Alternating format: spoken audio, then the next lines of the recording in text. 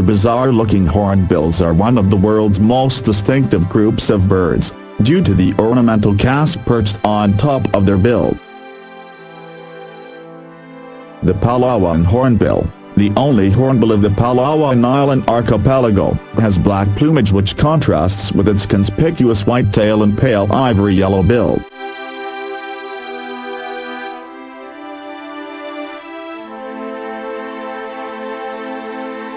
Bare white skin, tinged with blue, surrounds their reddish-brown eyes and is also found on the throat. Female Palawan hornbills are smaller than males, with a grayish wash to their bills and casque, and dark gray-brown eyes.